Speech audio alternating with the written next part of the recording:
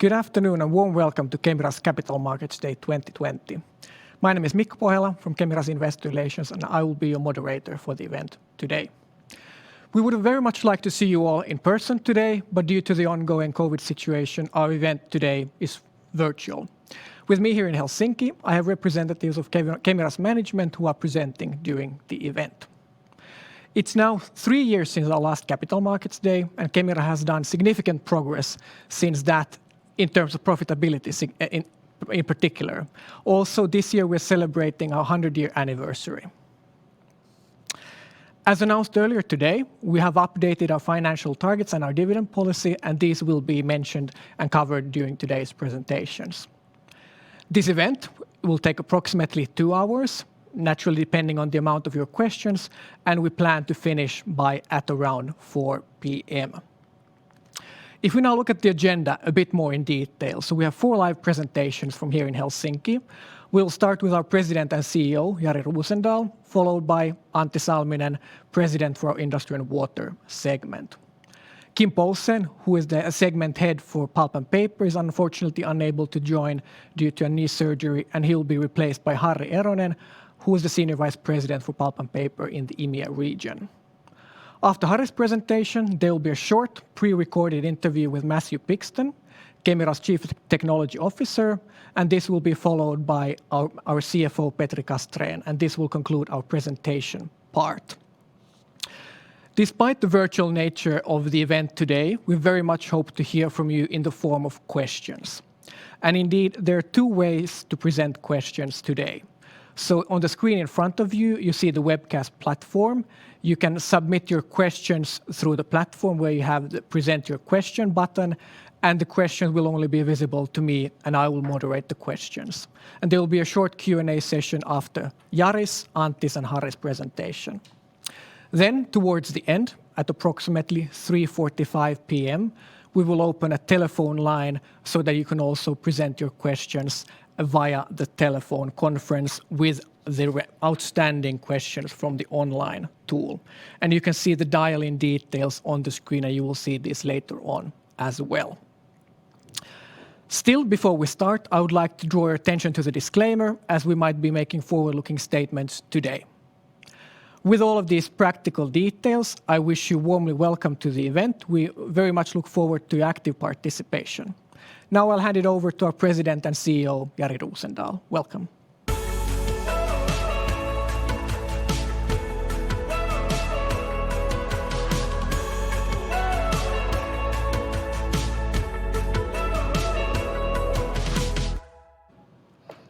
Hello, and welcome also on my behalf. Kemira is today fundamentally stronger. We have been doing a lot of work on working on our margins and improving our performance. There's a lot of items that go into it, and that has allowed us then to today improve our financial targets and also our dividend policy. At the same time, we see that the markets are changing, which means that we need to adapt to those markets and increase focus on sustainability to be able to deliver growth also in the future. Since the last CMD in 2017 and the strategy launch at that time, we have improved and delivered well. Revenue growth has been steady, not so high, but still growth. This year, due to the COVID-19, a small dip, but we see that as temporary. Operative EBITDA has increased 5 years in a row and will also increase this year. Also, margin has reached the targets that we have set, and that has taken systematic work over the past years. Our safety record has also improved, and I firmly believe that has also an indirect link to our financial performance. As people are safe, less accidents, less management time in sorting out those accidents, that brings productivity. To avoid accidents, Better planning is needed, for instance, in maintenance activities. That means that when we execute them safely and accurately with good quality, and that's bringing productivity. We have worked also hard on our product portfolio, on developing it, but also making it slimmer and less complex. We have also worked the last few years on right-sizing our sales prices. Still, the customer feedback, as you can see from Net Promoter Score, has continuously increased, and this year especially, and that has been the reason that we've been able to deliver during the COVID situation and keep our customers operating, which has been vital. On this slide, you can see some of the actions, maybe some of the bigger actions that we have announced over the years and executed. And those by step have come to the run rate over time. Growth investments into new increased capacity, the greenish color dots, acquisitions to consolidate the market and to strengthen our product portfolio and capabilities, blue color dots, operational efficiencies to improve how we operate and how do we work smarter, the grayish color dots, and then the closing of some operations and bringing efficiencies, the pink color dots. All of these have been done on a way, and step by step, all the benefit has come to the profitability and growth run rate. We have activities obviously ongoing, and those will gradually come to the run rate in the future, mentioning, for instance, some ongoing investments that we have under construction. And looking at a bit more short term, the fundamentally stronger position has carried us well during this year, especially year shadowed by COVID-19. All the improvements that we've been doing the last years have now started to get into the run rate second half of 2019 and early this year. So we were well positioned to go into this year, and then the pandemic hit in the spring. For the short while only, we had very poor visibility and didn't know how this will impact the markets and the customer base. But in a matter of months, we could see that what had happened in the dynamics, what situations had weakened and what had strengthened, and we saw that we can operate in these conditions and continue to develop our business. We will be operating under these conditions for some time to go.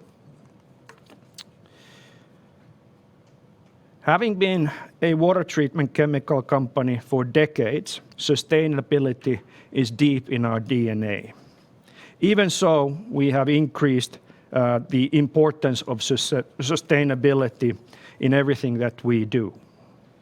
We have 5 themes that are the focus area in Kemira sustainability plan. Safety, safe production, use of products through their life cycle, strong safety culture. People, strong company culture, diversity and commitment to people. Water, we help ensure safe, clean water and to the people and nature. And we produce solutions to provide safe, clean water with water-related risk management also effectively. Circularity, we are making the circular bioeconomy reality. We use a lot of circular raw materials, for instance. We improve customer resource efficiency, increased bio-based and recycled raw materials. And finally, 5th, climate, and helping to build a carbon neutral society. And we made a commitment that will be carbon neutral in scope 1 and 2 by 2045 and 30% in 10 years from now.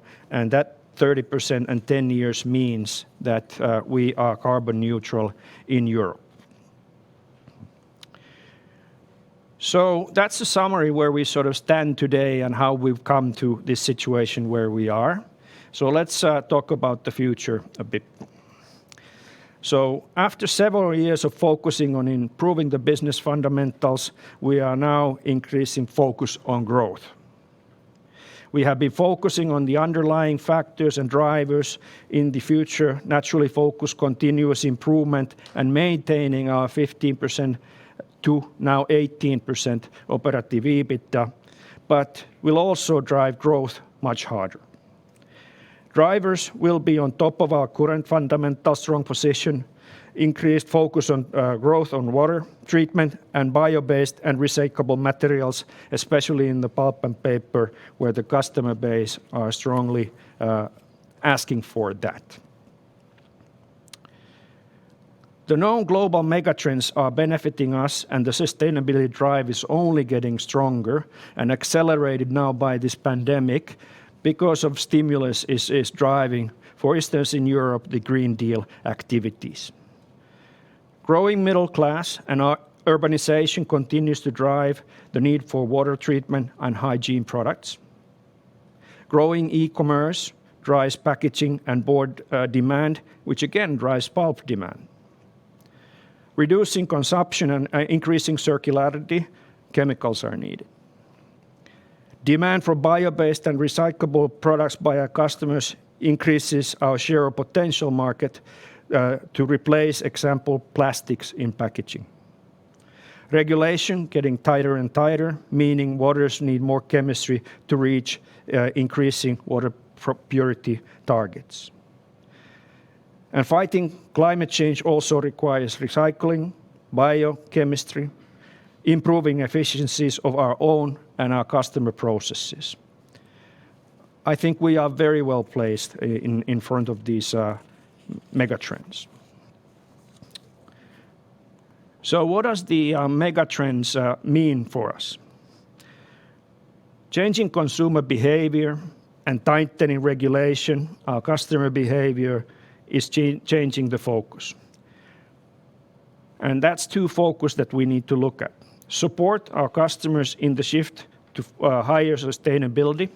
We will address growing recyclability, biodegradability, and demand for those type of products. Gradually transfer our product portfolio to more bio-based raw materials and reduce the use of fossil-based carbon.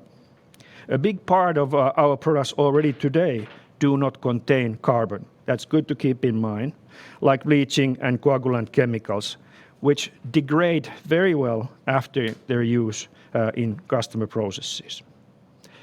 On the other hand, to increase the sustainability of our own operations, we will increase the share of recycled materials as raw materials for our own products, reduce the use of fossil fuel-based energy in our manufacturing sites, and reduce the waste we produce in our processes.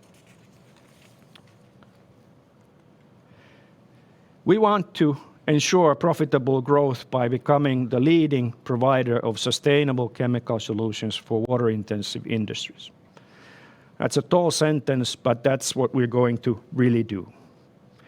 If we look at our carbon-containing products in our product portfolio, we already have 100 million of annual revenue from bio-based raw materials. You've heard about our new AKD site in China, where we deliver globally our AKD to our own locations everywhere in the world. AKD is based on a bio-based feedstock and sizing product, an alternative for fossil-based feedstock sizing products. So it goes to show that we've taken steps already a couple of years back in this type of direction.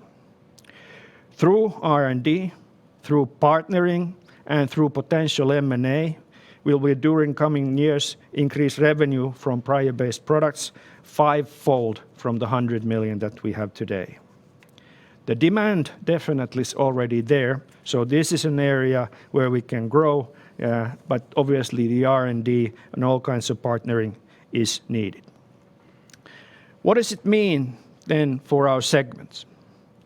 In pulp and paper, this means increased focus on circularity. Customers are demanding that. Focus on investment in sustainable pulp, packaging, and tissue applications. Limiting investment in declining printing and writing applications, and drive printing and writing as a cash-generating business. For I&W, this means increased focus on an investment in water treatment chemistries. In oil and gas, direct focus to growing less volatile chemical-enhanced oil recovery, CEOR, and oil sands tailings treatment business. Tailing treatment in Canada is essentially water treatment of old waste from the bitumen mining. As we now have sufficient capacity after completing ongoing polymer expansion in the United States, and that we get completed next year, we do not need any additional CapEx in the future for SAIL. So we can run SAIL also as a cash-generating unit.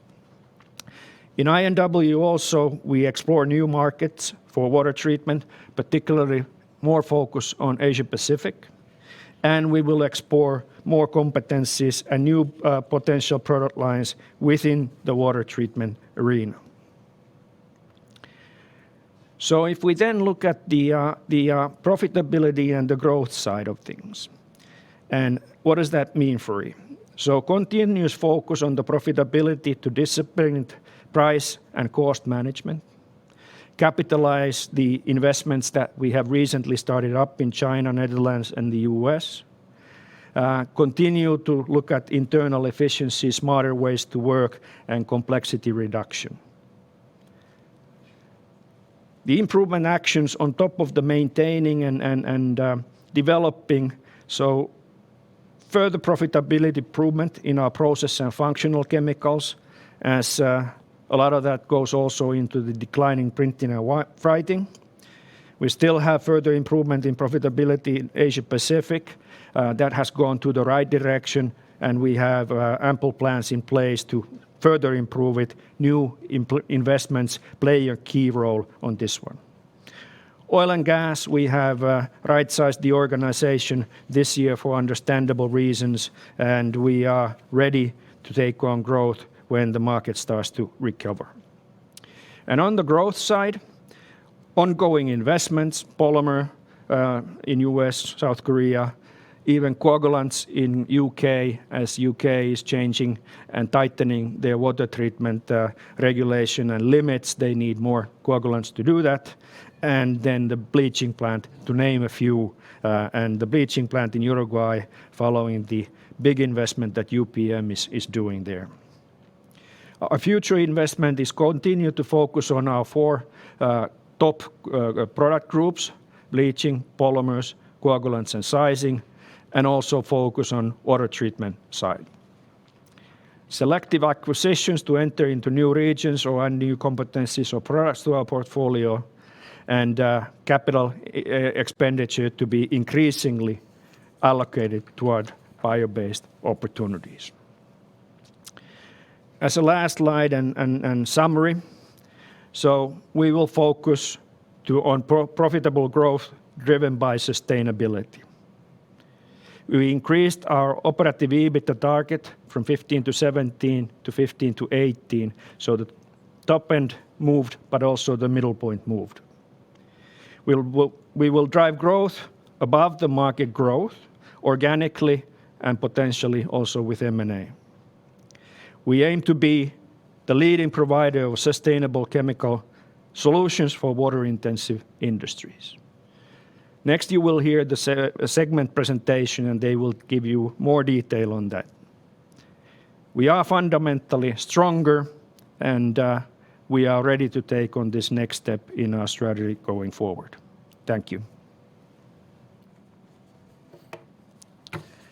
Many thanks for the presentation, Jari. And now, as a reminder, there will be a short Q&A session after the first presentations, and then at the end there will be a longer Q&A session where you can present questions over the teleconference. But Jari, we have a few questions online.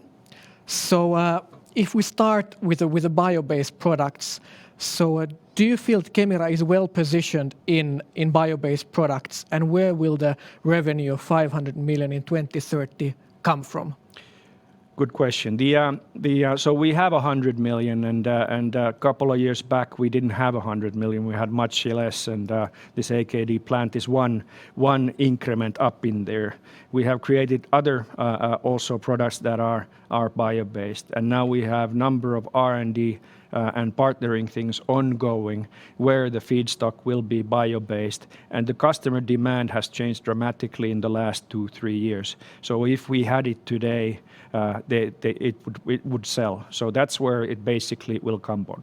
But it'll be mostly on products where we have carbon as a molecule in there. So we will change that carbon to a bio-based carbon from a fossil-based carbon. But the demand is there. Good. Then the next question refers to you're targeting growth that exceeds market growth. So what is our estimate for market growth in the next 3 to 5 years approximately? Obviously, there's a dip this year due to the pandemic, but we see that depending on an area that we talk about, between 2 and 4%, and some areas even maybe in applying oil sand tailings, and those might even be higher increments. But the base business of our pulp and packaging and tissue, 2-3% a year, and we need to exceed that. And if you look at our track record last 5 years, we have done that. Then there's a question when we talk of profitable growth. So is Kemira willing to sacrifice margins for future growth? In principle, not really. But obviously, when we launch new products to the market, from day one, they won't be that profitable, and we scale it up and so on. So that's a natural effect. Or that we enter into new geographies that we're not that strongly in. Same thing, ramping up happens there. And then potential M&A takes time to get the synergies out. But the answer is no, we're not willing to compromise, but these dynamics need to be understood. Good. Then there's a question, can we quantify how much additional growth should we expect in the next 5 years? But you've talked about faster than market growth. Faster than market growth, that's our aim. And if we can accelerate it also, then we'll accelerate it. But it's a good basis. If we beat the market, then we must be doing something right in front of the customers. And next question is, where do you mostly expect the growth to come from? Well, geographic-wise, Asia-Pacific is growing and has been growing over 10% for us, but it's the smallest revenue. So I still see that Americas and EMEA are big and our biggest units, and the absolute growth, even if percentage-wise not so high, will come from there also. And product-wise, our 4 product groups, pulp, polymers, coagulants, and sizing, those are the ones that we continue to grow, and there's fundamental growth on those. And obviously then switching to these bio-based and sustainable products as we launch them to the market. Good. We have time for one more question from these online questions. And the next question relates to the oil and gas business of Kemira. This will be naturally covered in Antti Salminen's presentation shortly. But Jari, if we briefly take this question, so will this business, the oil and gas business, remain a key segment for Kemira in the future? Well, key is interesting because it's been sort of 5-6% of us, but it's been growing fast before the cycles came down. But definitely, I like the oil sands side because that's water treatment, that's sustainable business. Also, the CEOR is getting more out of oil, and Antti will talk about that. And as I said, we have now about to be completed all the shale investments, so then we can run it again as a cash generator. And as I said, Antti will talk more about this. So for the sake of time, we'll take the rest of your questions that remain unanswered at the end. But at this point, we would like to thank Jari for the presentation and welcome Antti Salminen on the stage to talk more about industry and water. Antti, please, you're welcome. Thank you.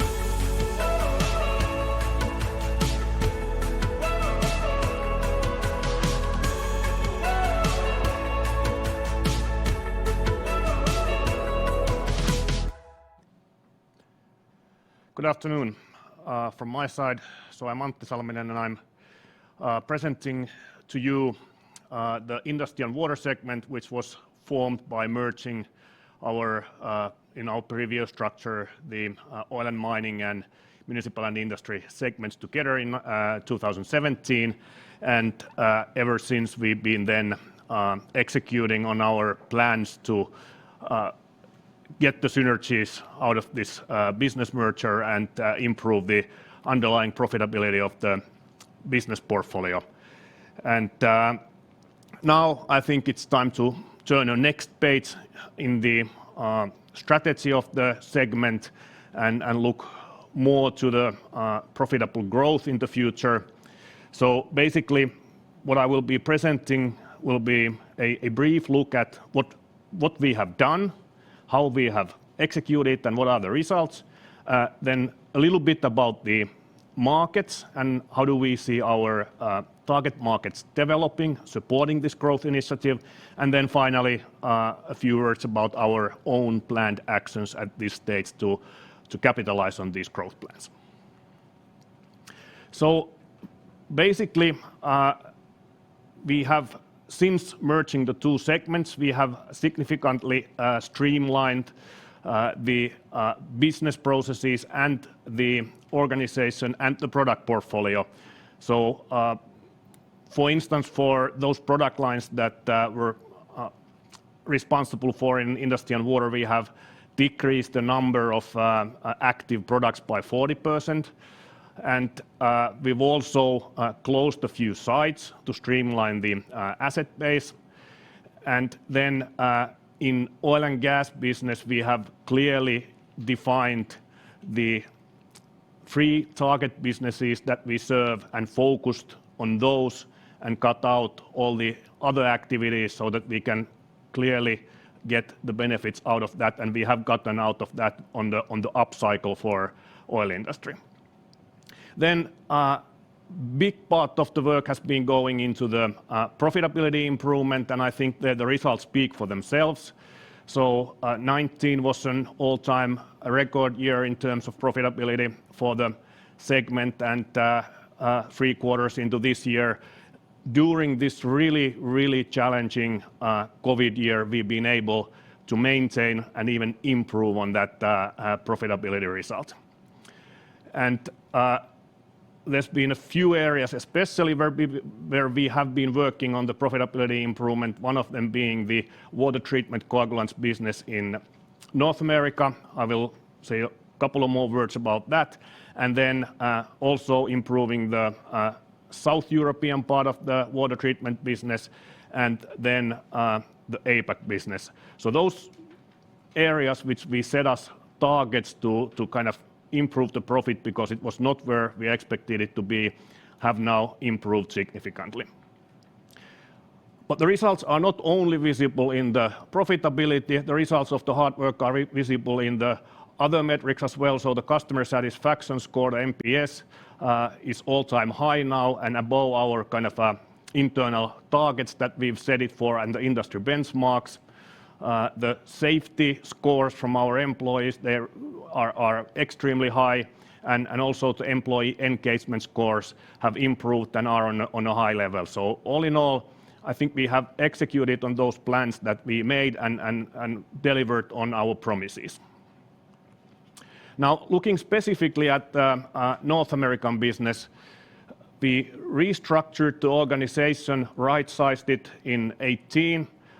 We did a very disciplined customer profitability management program, increasing the prices overall and walking away from businesses which we could not make to the level that we expect the business to be. And as a result, the part of the business that historically has been for years the lowest performing part of the business is now the highest performing part of the business in terms of profitability. Now, we also promised that we will be investing into polymer products and assets to enable growth, and that we have also executed. So We have now for over a year in Botlek in Netherlands live a polymer investment which supports especially the CEOR business that Jari mentioned already. And we're just about finalizing a capacity expansion in Mobile, Alabama, which mostly supports the shale business. Now, it's not only about creating the capacity, of course, but it's capturing the demand and customers. So we've announced that the extension for the offshore CEOR project in North Sea, which is directly supporting then the investment in Netherlands. And then, of course, now our focus has to be then as the oil cycle turns to do the same thing with the emulsion polymer expansion in Mobile.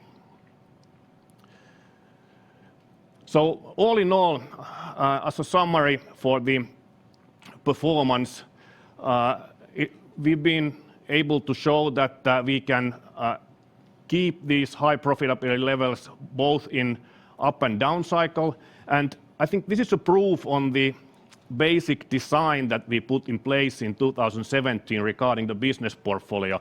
So we have a resilient defensive business portfolio, which basically where the different parts complement each other. So the basic water business is very stable and very resilient to economic downturns and supports the whole business, but it's inherently a low growth business. Whereas then the oil and gas business is the one which in upcycle can provide the significant growth that we've shown during the few last years before this current downturn, and has been also profitability enhancing for us during the past years. So this basic portfolio has now, during this very difficult COVID year, I think, proven its strength. And as you see from the oil and gas numbers, the hit that we have taken in oil and gas business in terms of revenue decline has been very significant this year. And this drop is predominantly coming from the US shale business. Now, I will talk a little bit more about the expectations on the shale recovery, but we already now in Q3 reported numbers clearly see that the recovery has started. Now then, next, moving into the future, I start, as I mentioned in the beginning, from the markets and looking a little bit at the markets, also the impacts of this COVID crisis on our business on a short term, and then on a longer term, the other drivers that are driving the market. And then after that, I will move to our actions. So looking at the COVID impacts into our business, they are very different in different parts of the business portfolio. Municipal water treatment business is very stable and gets very little impact from these kind of economic downturns. Obviously, there's some very minor impact because of the kind of overall lower activity in the society, but that's kind of negligible in the big picture. And the expectation for the municipal water treatment market is that it will grow with the GDP. So of course the growth has stagnated for this year, but there's no real hit for the business volumes. Whereas then the industrial part of the water treatment is more dependent on the overall economical activity, and there we've seen a 5 to 10% drop globally this year, which I think is still very tolerable compared to many other businesses and how they have taken this. So again, quite resilient in this part of the business as well, and a full recovery expected when the markets turn up again and the economic activity starts. Then in oil and gas business, oil sands tailings part and the chemically enhanced oil recovery, as Jari also already mentioned, are quite stable and non-cyclical part of the business. Whereas the shale business is truly kind of in upcycle and in downcycle driving on the oil and gas business cycles, which we have then painfully seen this year. But the expectation is that the market will recover. The recovery will not be as sharp as the drop down this spring was. It will be more gradual, and regardless to whom in the industry I speak, all the experts, other industry players are seeing it very similarly, that the shale will come back gradually during 2021, and we expect to get to the kind of 19 levels in terms of overall business volume in shale in 22. Now,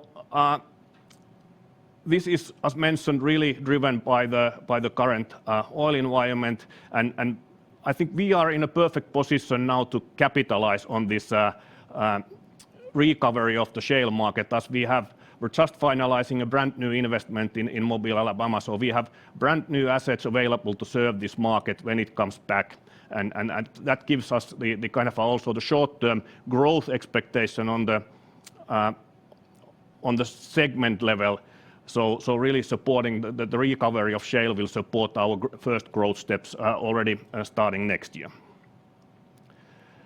Then other part of our portfolio, this is now more product related. Look at it. We are one of the few world leaders in especially in the dry polyacrylamide, so polymers, and this is some global market that will continue to grow for several reasons. First of all, the water treatment business in APAC is growing. That's, by the way, already now the biggest water treatment chemicals market in the world and the fastest growing. So that will further drive the need for dry polyacrylamides.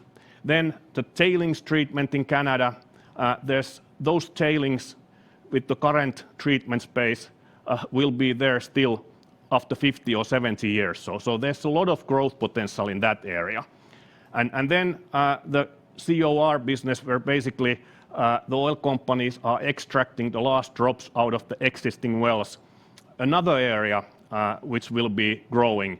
Again, driven by the sustainability trends in the society and economy, we will need to utilize our global resources more efficiently, and all of these kind of three growth arenas for the DPAM business are really kind of in a sweet spot regarding the kind of a more sustainable management of our global resources.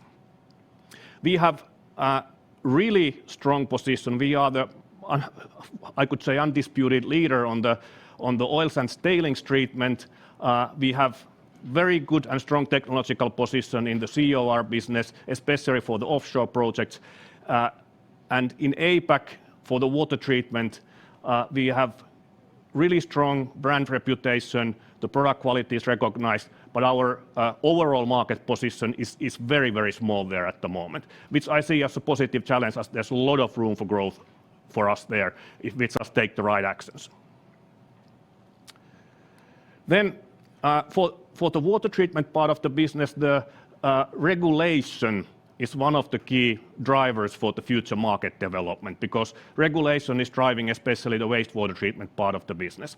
Now, here we take a look at the European Union water framework, because typically in the global scale, the different regulatory changes, Europe is a leader there, and things tend to start from here. So basically, EU went through the whole water framework, all the water-related directives, first time in decades, and the result of that review was that some of these regulatory directives are okay as such. Some of them are okay, but need more focus on the implementation and putting them in force in different member countries, and some of them, and especially what is important for us in Kemira, the Urban Wastewater Treatment Directive needed a kind of a bigger review and a renewal.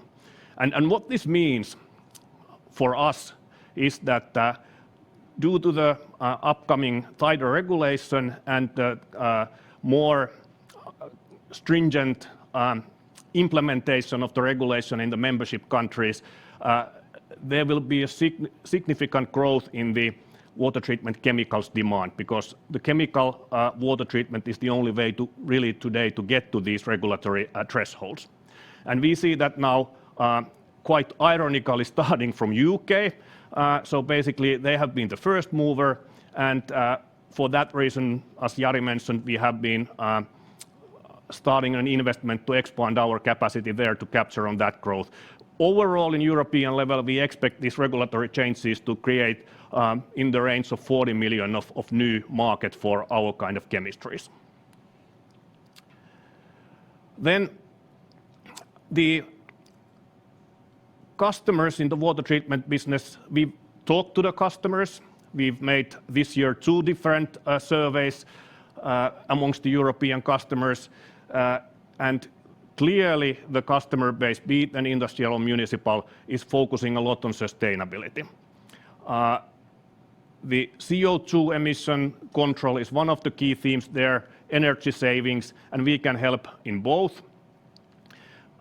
But what's even more interesting for us is that these surveys also show that the customers are willing to pay more for more sustainable solutions in the water treatment, and especially for bio-based chemistry. So basically, this is one area, of course, where we need to invest and start now kind of developing the portfolio of bio-based chemistries to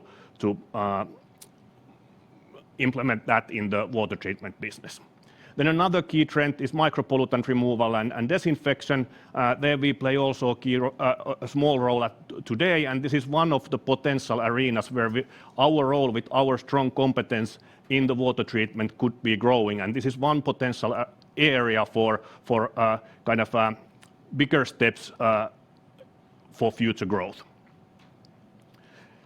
So basically, we are there partly already, as I've been kind of highlighting in several instances. Really big part of our raw material base for the coagulants is circular. So we were circular economy before the whole term was invented.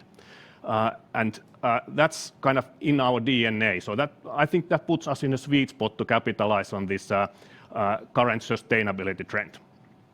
But we can further improve on that, and we have ongoing research projects to further expand the raw material base and use more side streams and by streams from other industries. And as I mentioned, we have started to build the bio-based product portfolio, and then the focus on our actions will be to further invest more into the water treatment part of the business and increase the weight of that in portfolio. We've been now, during the previous few years, investing more to the oil and gas and kind of creating the platform for growth there. Now the focus really needs to turn on investing into the growth in the water treatment area. And then, as a kind of a final summary, the actions which we are working on already currently are, first of all, the profitability management,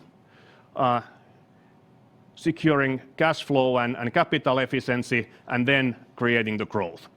And for the profit, we continue the disciplined price and cost management that we have started.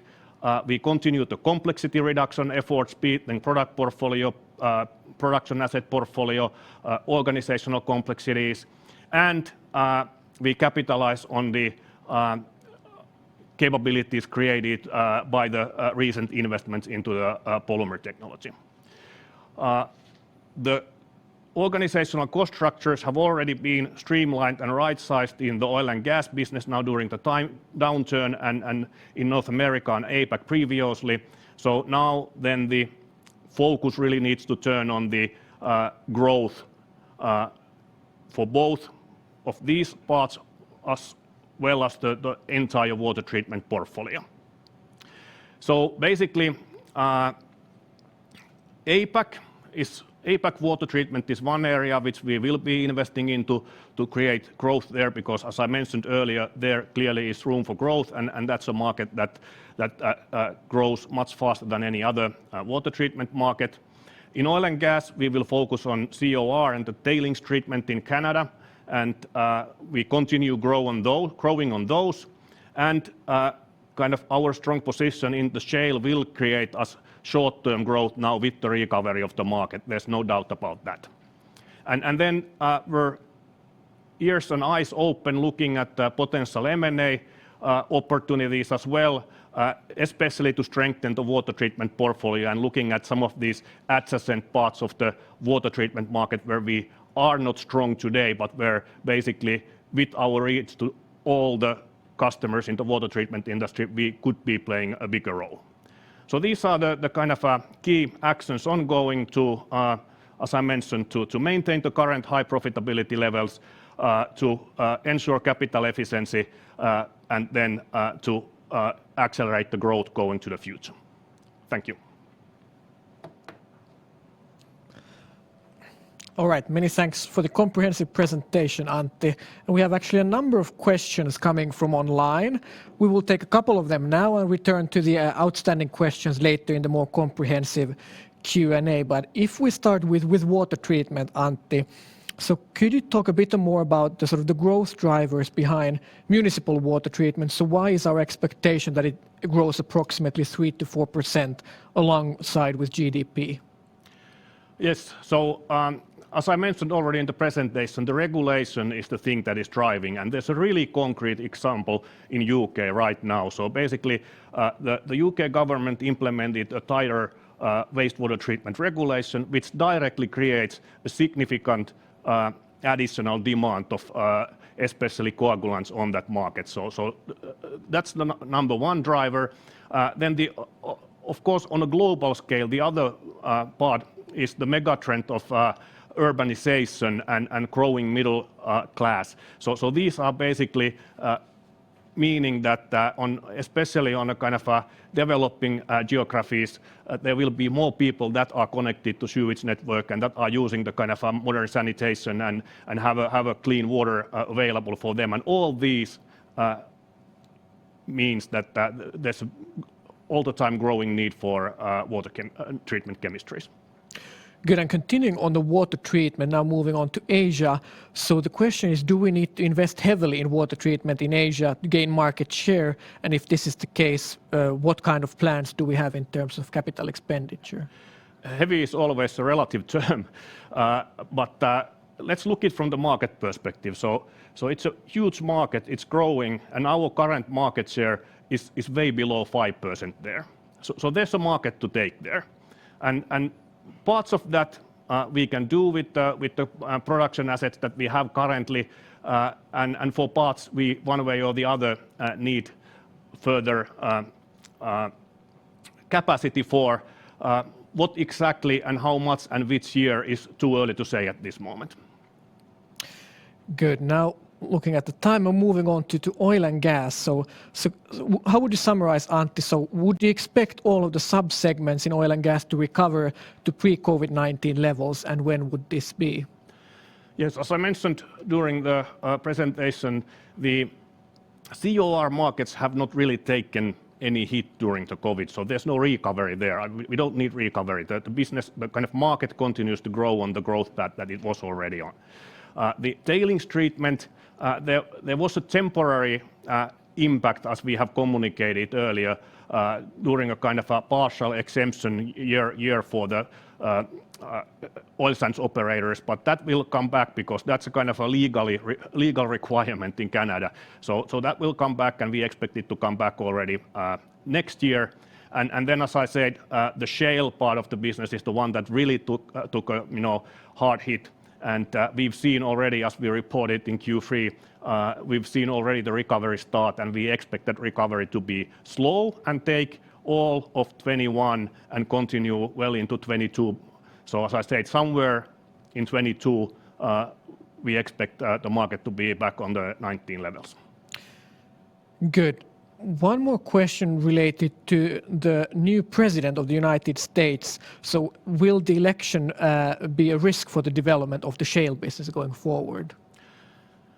In the short to mid-term, we don't see a risk, and that's kind of a shared opinion when we talk to the energy industry experts. The shale oil is the only means for US to be oil independent, so not dependent on the Saudis and Russia and so forth. So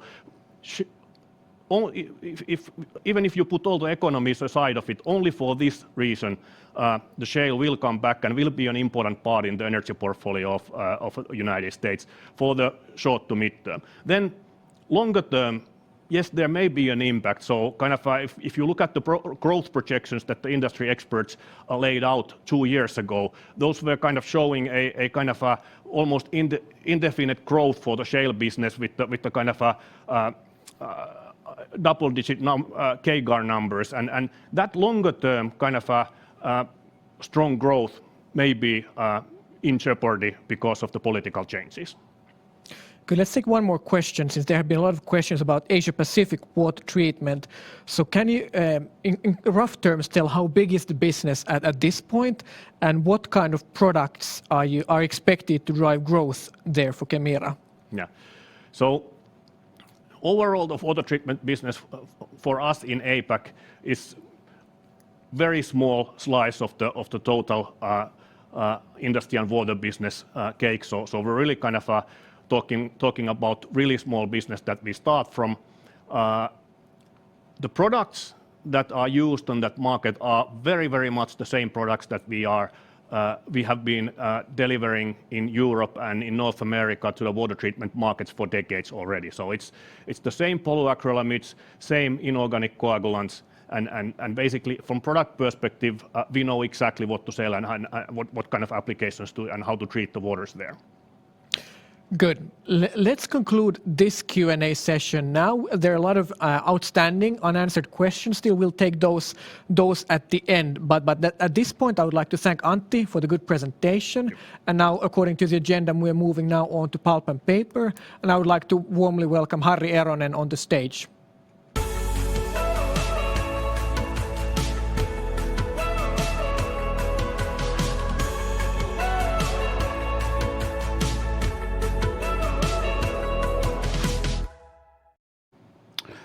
Good afternoon and welcome to Kemira's Capital Markets Day on my behalf as well.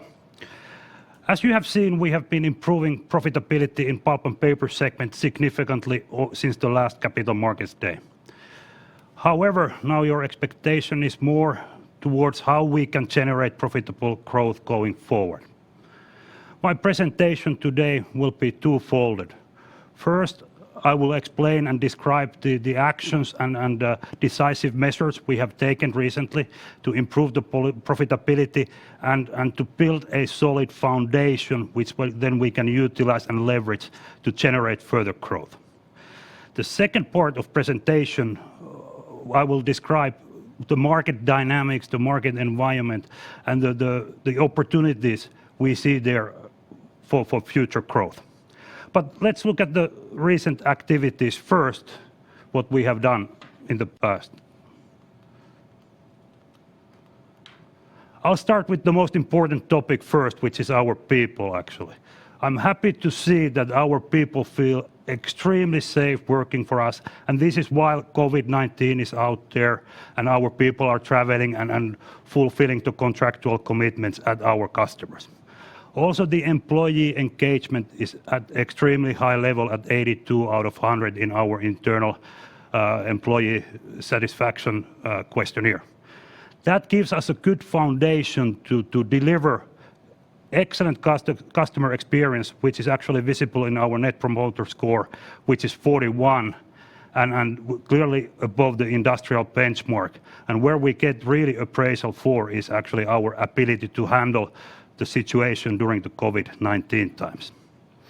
Of course, we have done systematic work with the team to fix the business fundamentals, focusing on the growing subsegments of pulp, tissue, as well as the packaging, as well as the certain product lines which Jari was mentioning, sizing, bleaching, polymers.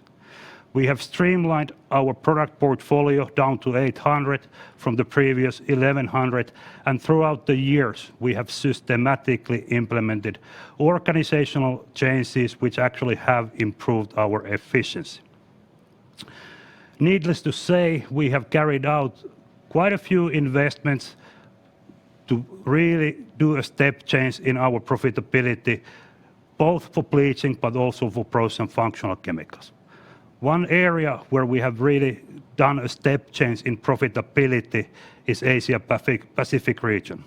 So let's take a closer look what we have done in Asia Pacific to turn around the profitability. The true cornerstone of the profitability improvement in Asia Pacific is our AKD wax plant investment in China. It became fully operational Q1 this year, and it's actually, besides AKD wax, producing water treatment chemicals to the fastest water treatment chemicals market in the world, like Antti was describing. The investment itself will not only benefit China or Asia Pacific region, it actually ensures us a backward integration in other regions as well, and actually ensures self-sufficiency in the AKD supply to North America and Europe alike. And of course, the investment is not the only thing we have done. We have worked systematically to improve our profitability and to reduce complexity in Asia. The actions we have taken is disciplined price management, of course, prudent cost control, and we have actually been able to increase our share of wallet with the most important and biggest customers. We have also installed a fixed cost base in place to capture further growth without inflating costs further. Of course, the AKD wax investment is not the only one we have done. Let me walk you through two other investments that we are currently doing, which will improve the profitability even further going forward. The first one is the bleaching expansion in Uruguay. As we have reported, we have reached multi-year agreement with UPM, one of our key customers, to supply all their bleaching chemical needs at the existing Fray Bentos mill, as well as the future Paso de los Toros mills. This will trigger, of course, an investment need to our bleaching plant capacity, so we need to invest more to produce both sodium chlorate and hydrogen peroxide. That investment will be in the neighborhood of $30 million. This is very much in line with our strategic long-term focus to grow on the bleaching globally. The financial contribution from this agreement is expected to start coming towards the back end of 2023, while the commissioning of the plant will be done during 2021 and 2022. Another interesting investment ongoing is our polymer investment in South Korea together with our joint venture partner, Yongsang Chemicals. It will actually provide us a good platform to become even more competitive, not only in the pulp and paper polymers, but also in the water treatment polymer market. And after the completion of the investment, we have a regional manufacturing footprint of polymers in all our key regions. The plant is scheduled to open during the first half of 2021, with the full ramp up towards the end of 2021.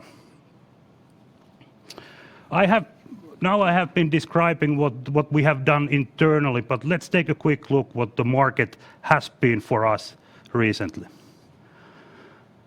If we look at where we have about 80% of our revenue streams coming from the segments of pulp, board, and tissue.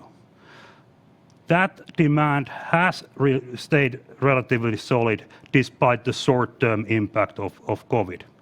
However, the printing and writing segment has been, or printing and writing demand has been on a steady structural decline over the last years, and this COVID-19 has only accelerated the development, and we have consequently seen the revenues dropping.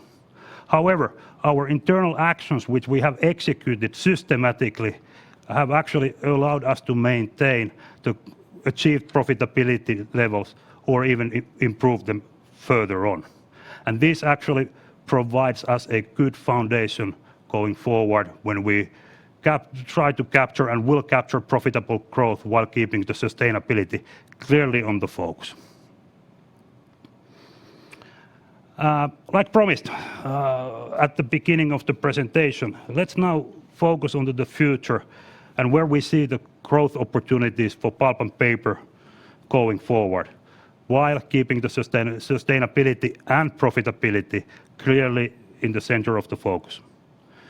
I will start by describing how we see the market for us out there in short and in the long term. Like mentioned already about the graphical papers, structural decline has been existing due to the digitalization and some other factors over the years, and it will continue existing. The COVID has impacted significantly the short-term demand. We don't go to the offices, we don't commute, so we don't pick up the free newspaper at the subway station or bus station. And when we are working from the home office, we tend to use about a quarter of the paper that we would use in the office. And however, we have 80% of the business in the growing segments of tissue, packaging, and pulp. We saw tissue picking up first half of the year.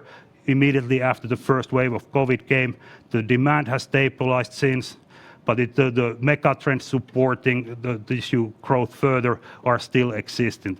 The growing middle class, growing GDP in emerging countries, and so forth. So the tissue has a good growth potential going forward. Packaging, there is a short-term impact coming from COVID to packaging demand. If we look at the packaging market as a whole, significant share of the packaging is actually consumed by the industrial value chain. And as the general industrial production went down, that impacted negatively the packaging demand, which the surging consumer consumption, e-commerce, is not able to offset in a short period. However, again, the fundamentals for further growth in packaging remain solid, e-commerce to accelerate, plus the sustainability awareness of consumers driving us away from the plastics is still valid. The growth in packaging and tissue will provide a long-term growth projection also for pulp demand. However, for the first time in history, in the short term, the printing and writing decline has been so severe that the growth in tissue and packaging were not able to offset it in a short term. However, as the graphic papers goes down, the demand goes down, the production goes down, there will be less good quality fiber in the so-called recycling loop of paper industry. And that will fuel the demand for fresh virgin fiber, mainly from South America.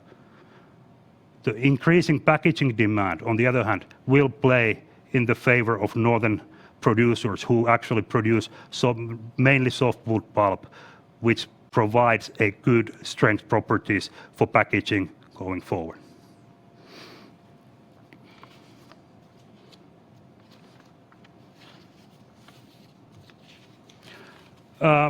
Let me give you two examples of the opportunities we see existing out there for future growth. Let's start first geographically with the Asia Pacific. We all know that the customer demand is increasingly shifting towards Asia Pacific region, and most of the new paper and board production capacity expected in the region. In the past, everybody was talking about China. Perhaps nowadays the capacities will be added a bit more towards Southeast Asia. The market itself is very fragmented, both from the paper maker's perspective as well as from the chemical supplier's perspective. As the paper makers as there is a consolidation trend in the paper industry, that will open opportunities for companies like Kemira, who can supply all the chemistries from the same portfolio to address all the needs of our customers. On the other hand, fragmented chemical market means that there are good opportunities for further consolidation for companies like Kemira to pursue. Then the second growth opportunity is the pulp. Like described earlier, the fundamentals of the industry drive the demand for pulp further. We see the pulp production to be increasing in Northern Europe and South America, where we have long-lasting, very strong customer relationships, which allow us to participate to this expansion.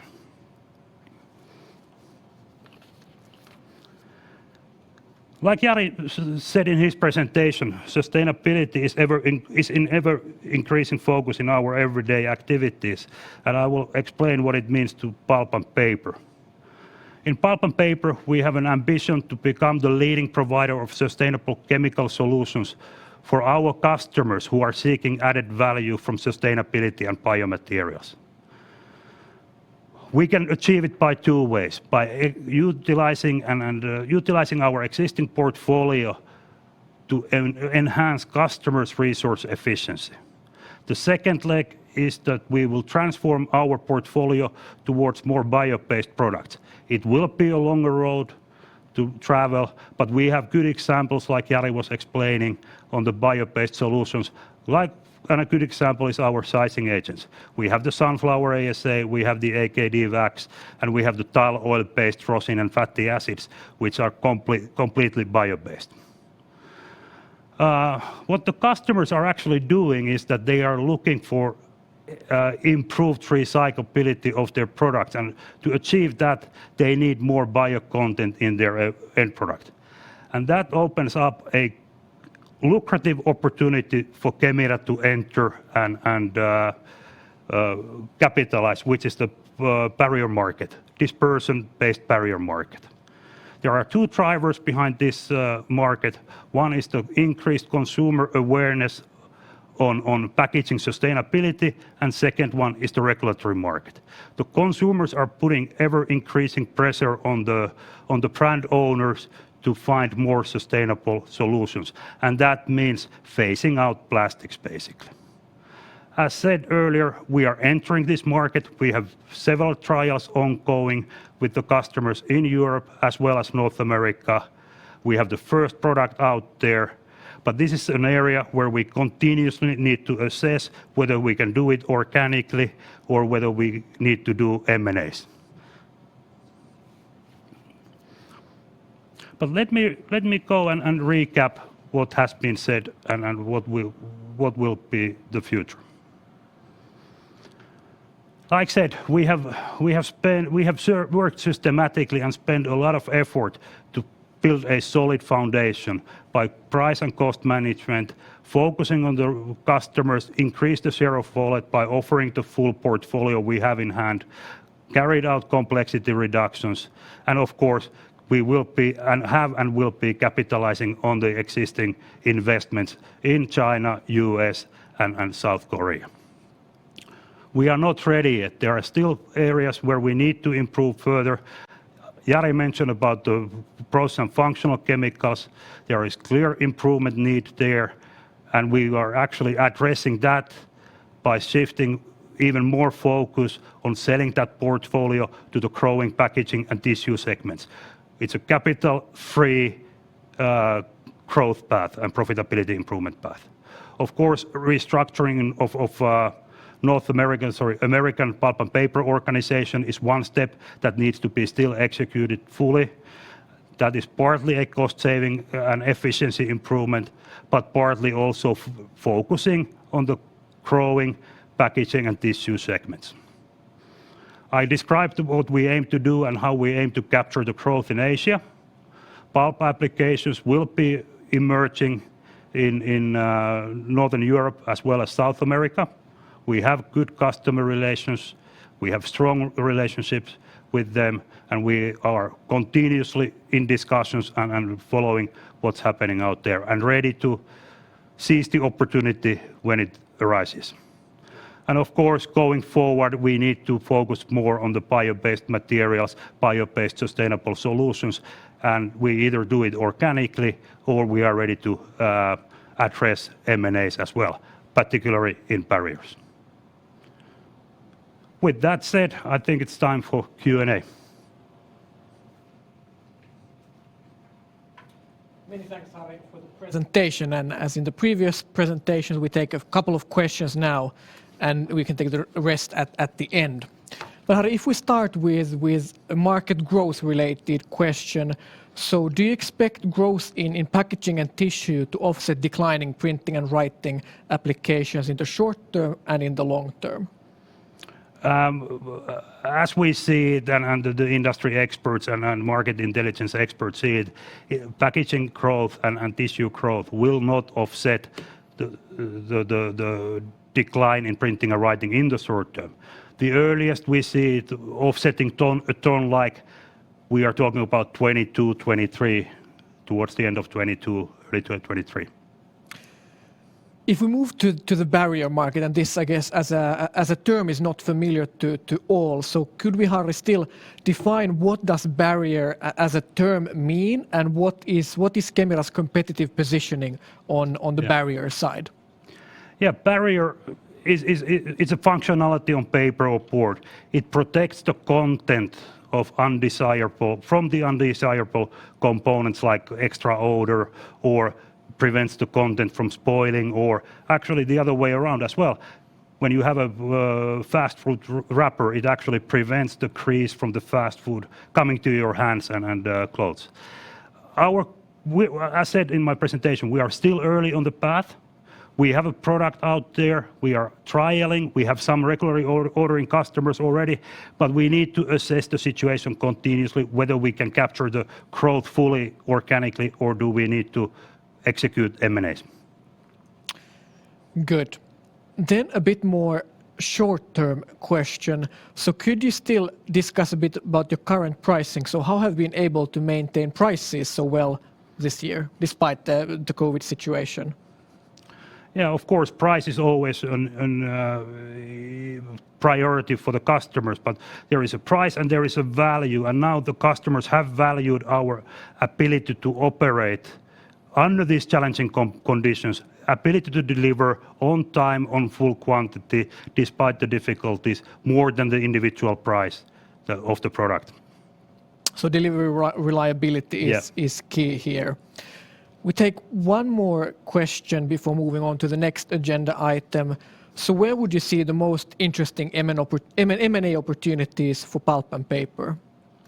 For pulp and paper, it has to be in the bio base, actually, and of course I mentioned already the barriers, truly lucrative for us. But then there are already products which are by inherited nature lucrative, like the strength chemistry, which actually substitutes some of the fiber in the product, and then of course sizing agents portfolio is already quite well bio-based, but further enhancements there as well. Good. Now, we thank Harri for the answers, and we conclude this Q&A session and continue later.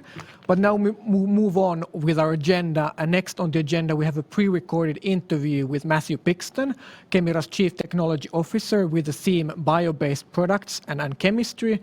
And after this pre-recorded video, we'll return here to Helsinki, and we'll conclude the presentation part of the event with our CFO presentation by our CFO Petri Castrén. We move now on to the pre-recorded video.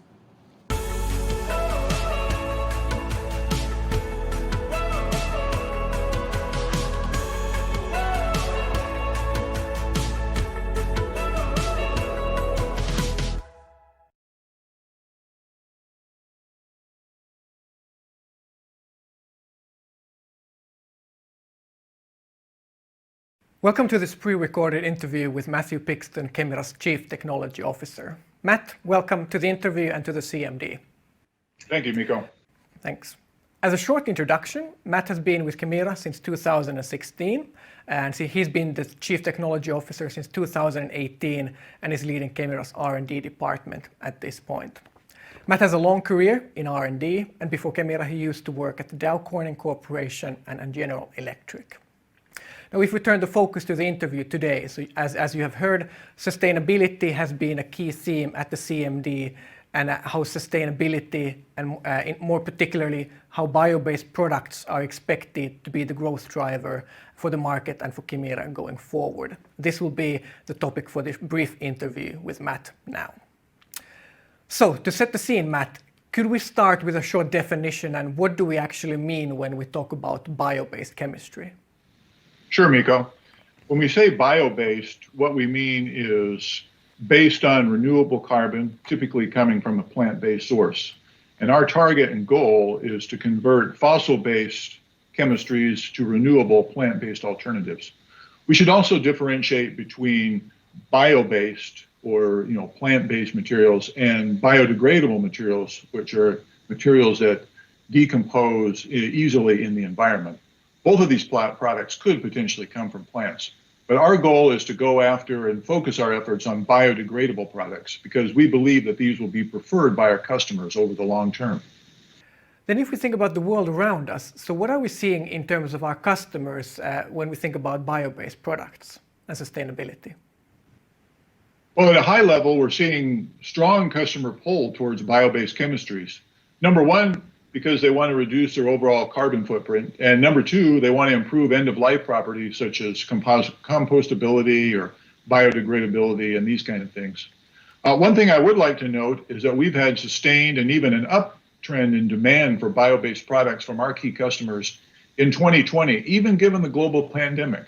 Brand owners and consumers are pulling non-fossil solutions and are now talking about adopting bio-based products, even if they're more expensive than fossil-based alternatives. Another thing I would say is regulatory changes are driving the desirability of bio-based options, and we expect this trend to continue, particularly as the technology advances. And could you say that bio-based products and sustainability will be a differentiating factor now and going forward as well? Yeah, we believe so, and the current market pull from most of our major customers reinforces this. We also believe that it's key to talent acquisition and retention and improves employee engagement. If you think about the short term, sustainability and bio-based products really give us the right to win. If we can get to market first, we can have some significant market upside.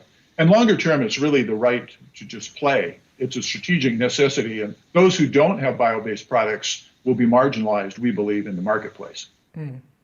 Now, if we turn our eyes to Kemira, so where are we in terms of bio-based products at this point, and what kind of renewable materials do we already use?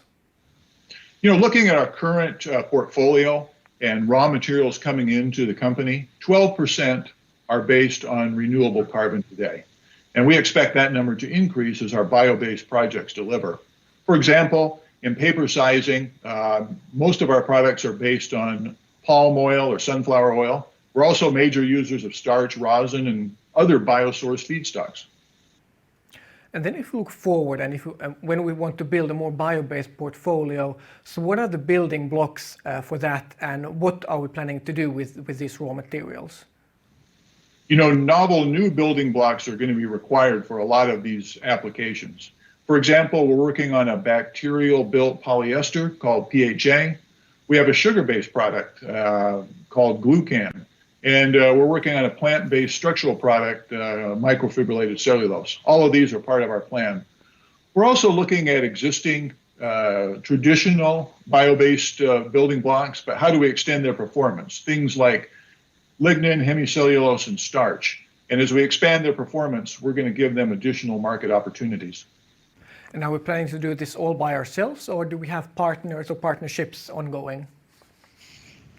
Well, of course, partnerships are essential to all new building blocks because we need to generate speed, shared risk, and have an efficient supply chain.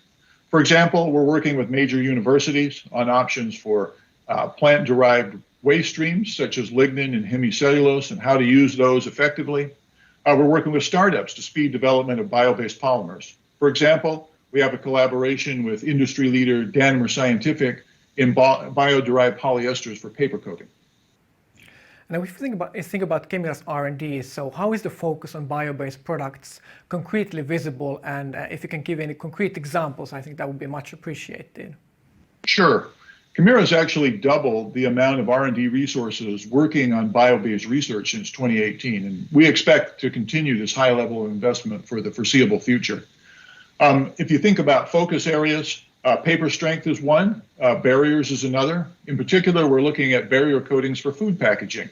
And our goal is to provide a bio-based and biodegradable alternative to polyethylene. Then if we think about the next steps, so what would be the next steps for us in building a bio-based portfolio in concrete terms? Yep. So fully understanding the potential of the building blocks we're currently evaluating and looking at their key applications and developing those is obviously something that we'll be doing over the next year or two. Another key focus area is taking products from the lab where they look promising and pilot testing them at key customers. And despite COVID-19, we actually have additional major trials planned before the end of this year. So to summarize, Matt, what would you say is our vision for bio-based products, and do we have any concrete targets for 2030? Well, we expect our demand for bio-based products to continue growing, and we've set an internal target of sales of at least €500 million in 2030. Working with our key customers and our technology partners, we know this is achievable. All right. Many thanks for the interview, Matt, and insights into Kemira's R&D. Thank you, Mikko. Appreciate it. Thank you.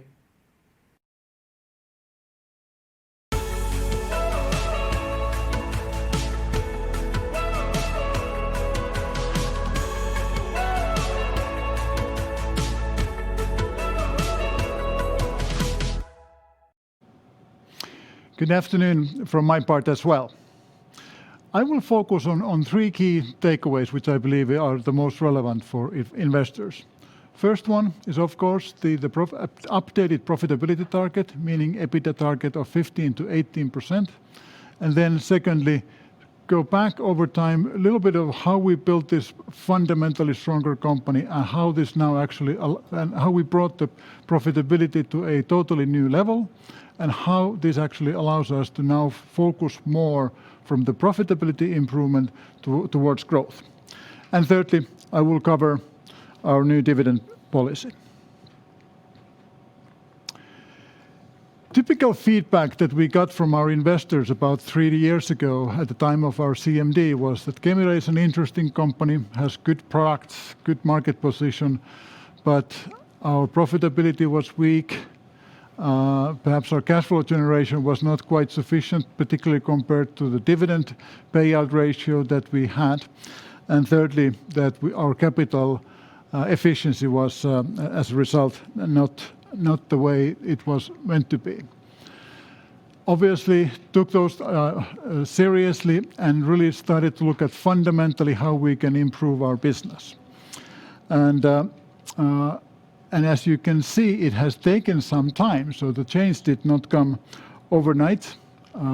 In 2018, we still spent a lot of time in these quarterly calls and explaining to our investors how it actually takes time to get some of these fundamental improvements visible in the P&L. We have a customer contract so that some of the changes that Harri and Antti talked about regarding customer pricing, it took time as we were pruning our portfolio and improving the profitability. Secondly, a key aspect of our profitability improvement has been some of the most recent capital expenditures, where we have improved and backward integrated, and now we are really starting to see those benefits. So if you look at it, so 2019, clear visible improvement in the profitability, really a step change at that time. And now during 20, even regardless of the difficult times in the environment, we've been able to maintain that profitability. Same story with the cash flow and with capital efficiency. And we typically look at the capital efficiency on how we, as a key KPI, is the operating return on capital employed. And you've seen that this ratio has now improved from below 10% to 11% and above. Some people often ask me what's the right level of ROCE that we can aim at. And considering that we have still about 500 million of goodwill in our balance sheet, I would say that 12% is a good level to target in the relatively near term, and it's also a quite a realistic goal. This profitability improvement has been taking place in both segments. So you see on the left, pulp and paper, how the EBIT ratio has improved over time, and which has obviously been driving the return on capital employed. Similarly, in industry and water, Antti talked about the very difficult year that we have had in oil and gas, also with the expansion of capital, meaning the polymer expansions that we have had in Netherlands and now ongoing in the US, are reducing the ROCE for this year, but this return on capital employed still at a good level considering the times where we are.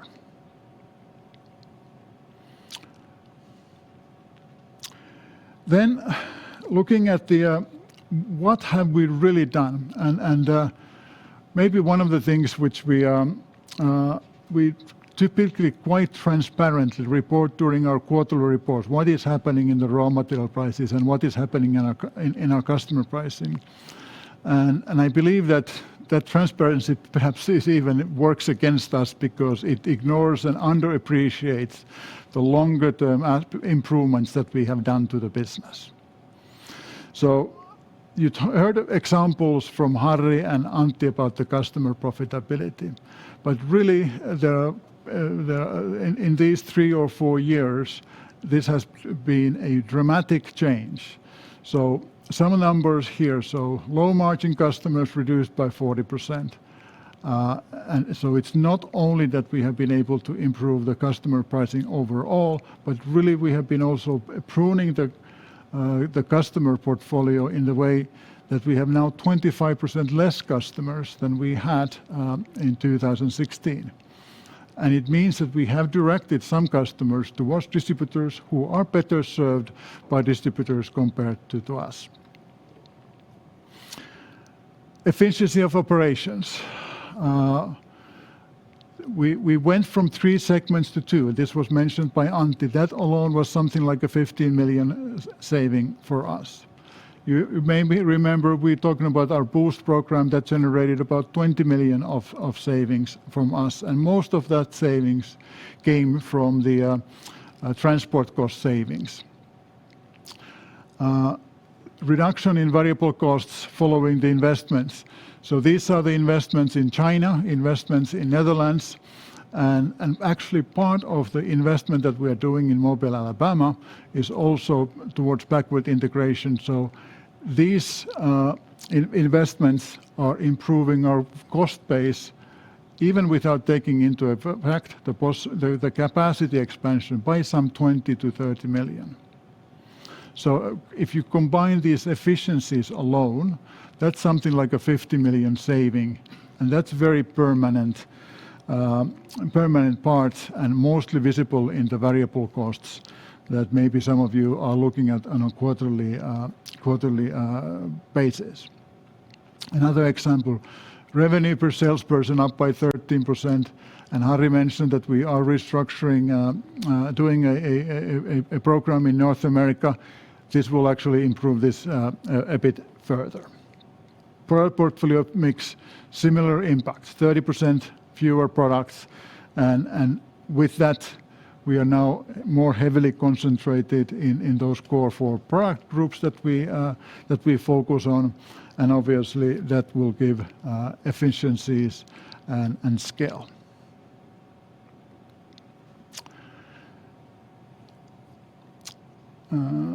Solid foundation obviously requires a healthy financial position as well. And with the good cash flow, with good access to capital, we have been able to build or construct a nice liability picture. So you see that our debts that we have are nicely maturing over an extended period of time. We have some short-term debt that we typically roll over, but for example, next year, only practically no debt coming due, only some commercial papers that we have and that we typically roll over. And at the same time, we still have our 400 million revolving credit facility undrawn and available for use if needed. Leverage ratio has reduced to below 2 times, and we're well within our financial guidance of 75% gearing ratio. But moving a bit to the future. So financial targets, we are aiming at growth. And you heard about the growth opportunities from Harri, from Jari, and from Antti, where we have opportunities. So now with the solid foundation, we're looking to invest into that. We can look more aggressively regarding inorganic opportunities, whether they are really M&A or whether they are partnering with some people. Matt talked about partnering, particularly in the area of bio-based chemicals, and that's quite possible there.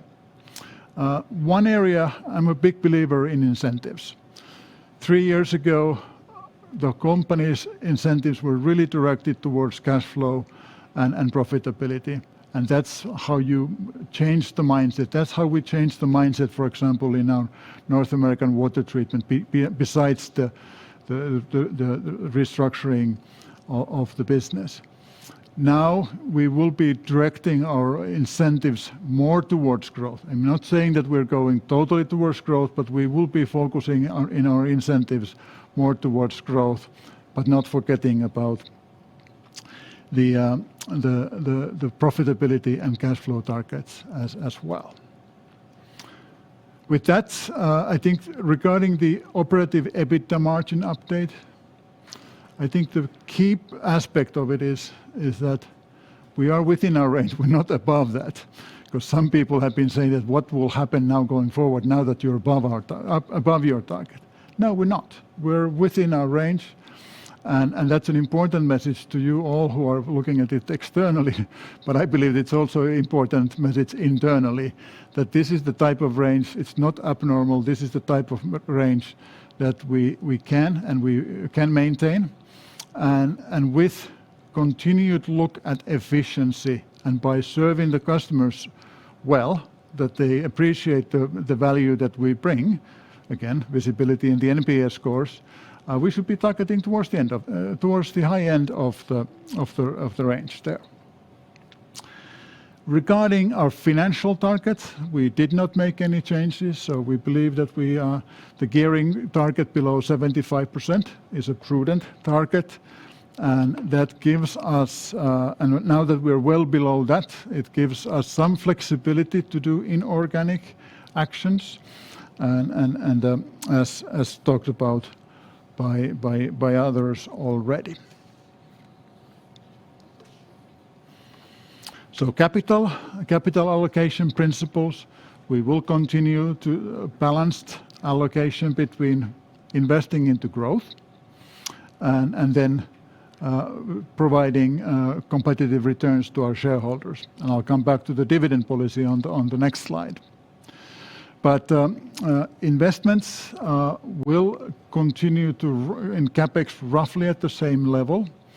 I think over time we will need to direct capital expenditures towards the bio-based investments. This will not happen in the next year or two, but obviously we will not be able to bring or build a 500 million business or five-fold business in bio-based if we don't invest into capital on top of the investment that we are now doing in R&D. However, that still needs to and will take place within the sort of a 200 million capex frame that we have been doing in the last few years. M&A, inorganic activities, like I said, solid balance sheet that we can do some incremental M&A. So we are talking about incremental, not transformational M&A in this context. And the area of interest is really opportunities that build on our existing portfolio, whether they are water treatment or something like that Harri mentioned, and geographic footprint. Asia is certainly an interesting market as it is highest growth region as a geographic region. And secondly, if we can grow, or as we are growing in APAC, it actually leverages our profitability because currently we're still sort of subscale in APAC.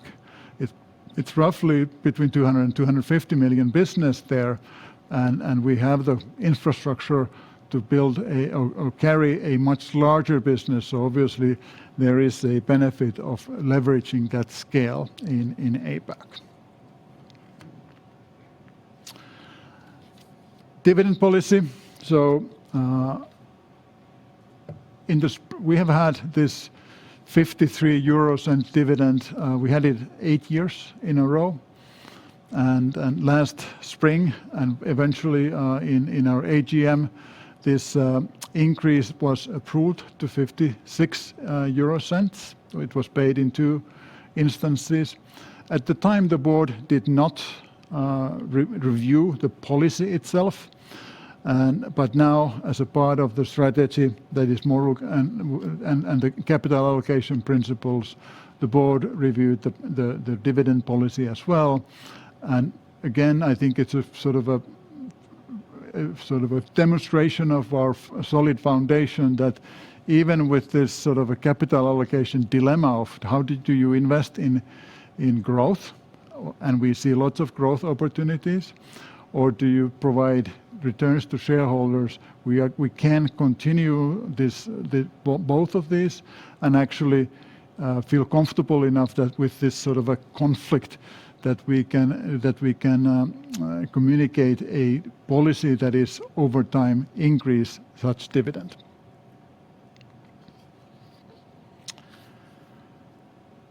Capital markets days are typically focused on long term, and we have heard long term aspects from others. I know that a lot of people are interested, analysts, shareholders invest in what will happen in 21. We aim to provide our business outlook for 21 at the time when we release our Q4 results in February. But here are some of the factors that you can sort of already start to incorporate into the thinking and factors that will impact. Some of them are, or most of them are supporting. Some could be negative, and there are obviously some uncertainties, and because of the economic situation, because of the COVID-19 situation being what it is, the uncertainties are quite large, but they are totally out of our control. So we have these uncertainties really relate to external macroeconomic and much less towards our business. First of all, let's capture the supporting things. So one is we still get the benefit of the recent investments, and now I'm talking about the backward integration benefit, so it's improving our variable cost base. We probably see another single-digit million benefit next year compared to this year. Restructuring that Harri mentioned in Pulp and Paper Americas, that's another mid-single-digit type of a number. And this will be seen next year. None of it really will be seen this year yet. And Antti showed quite a bit of confidence in the shale markets recovery, and also the tailings treatment market is expected to cover in 21 from the levels, and obviously we already seen and actually see continuing signs, positive signs of the recovery in the shale market. And then we're prudent with our cost structure. We'll continue to look at benefits that we can. Basically, we have killed inflation in our G&A costs from 2016 onwards. So our function costs, excluding sales and manufacturing costs, are basically at the level of 2016. So that's and that when we are fighting against 3% inflation growth and at the same time investing more into digitalization, including investing more into digital processes and tools. So I think that's a good achievement, and we'll continue to do that. Negative factors could be that if there is an environment of rapid raw material increases, which, by the way, we don't see that. But if there was such an environment, there is a time lag for us to pass on raw material price increases to our sales prices. And then the uncertainties, which I think are well known. We don't know what happens with COVID. We don't know what happens with the economy. And that can drive raw material price as well as then is the FX. The FX development, which can be either way. And as a reminder, there's a rule of thumb that about that 1 cent change in the euro-dollar ratio is about a 1 million EBITDA impact for us per annum.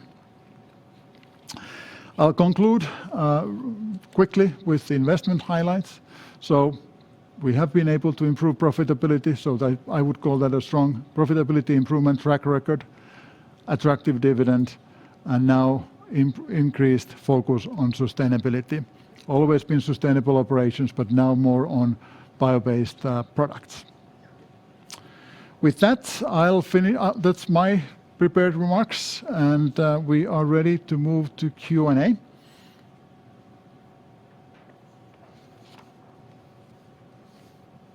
Thank you.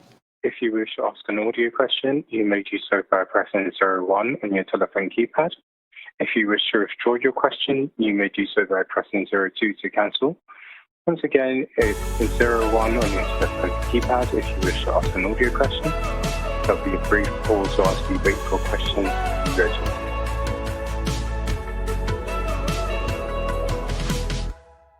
Our first question comes from Antti Koskivuori from SEB. Please go ahead.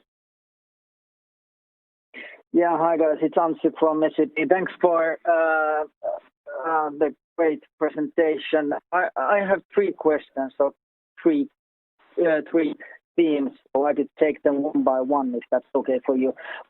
First of all, you seem to focus now on bio-based products and raw materials, and Petri highlighted that the investments, they are coming at later stage, but in what form of investments they are? Are you investing into transforming current capacity and current plans, or are these directly growth investments when you look at the growth opportunities?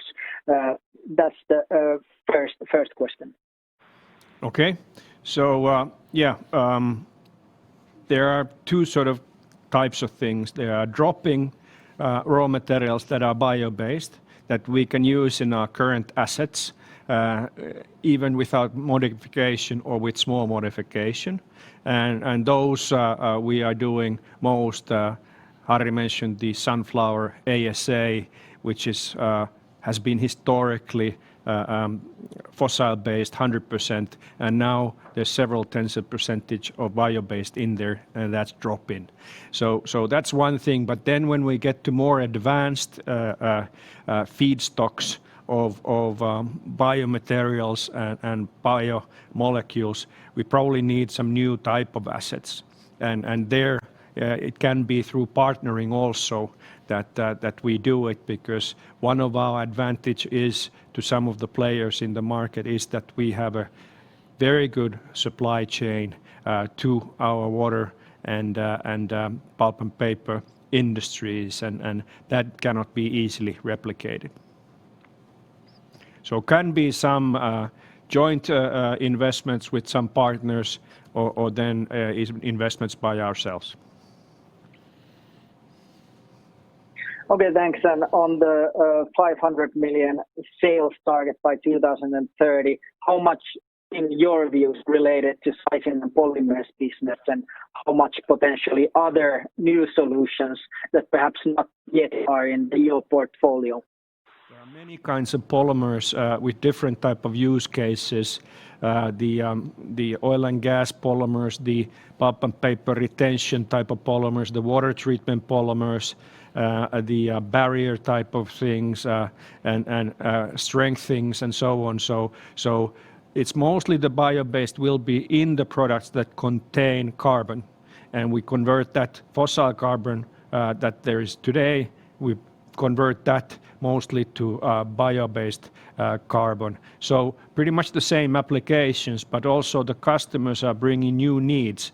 So they are making different type of products. Instead of lining things with their with polyethylene, meaning plastic, in their packaging, they will do it with the new innovations in the future, and are starting to do that already now. Okay, thanks. Then the second theme is called EBITDA margin target, and I appreciate you, Petri, you highlighting that you have done a lot of different measures supporting the margin, but could you give us a little bit more concrete flavor on how much of the margin improvement in past 3 years has come from through your own actions, and how much from, let's say, more favorable market situation or margin development? Thanks. Anssi, that's a fair question, but it's really difficult to differentiate the answer. Certainly, there has been some improvement or tailwind, if you will, from the raw material side. But as typically is that if over the long term those sort of balance out. So those, whether it's a raw material tailwind or a headwind, that actually impacts on the short term. So while there is positive, but certainly the internal actions, I would say, are the majority of the benefit. Okay, thanks. And then just clarifying why the EBITDA margin has been raised. Is it just due to the fact that you have exceeded your own expectations on what you really can do, or is there something fundamental that has changed in your business, perhaps your investments? So how should we look at the margin increase? Well, maybe it's showing the self-confidence that we have on ourselves and in this new position, and we already saw it coming a couple of years ago, and as Petri was explaining, it comes in slow. We know what contracts we have made, what contracts we have left on the table, and how we've changed the mix, how we've changed the product mix, and we've been talking earlier that we have now much better analysis tools on product level, customer level, and that gives us more information also looking forward. So that and the dividend policy is just a increased confidence level going forward, since even in a difficult year like this, we still have been able to perform as we are performing. Okay, thanks. And then the last question, it's on the dividend policy. You aim to increase the dividend. So should we expect the dividend increase even if earnings come down? Well, it's over time. So we didn't say annually. And we were able to keep the 53-cent dividend for 8 years, even over the cycles.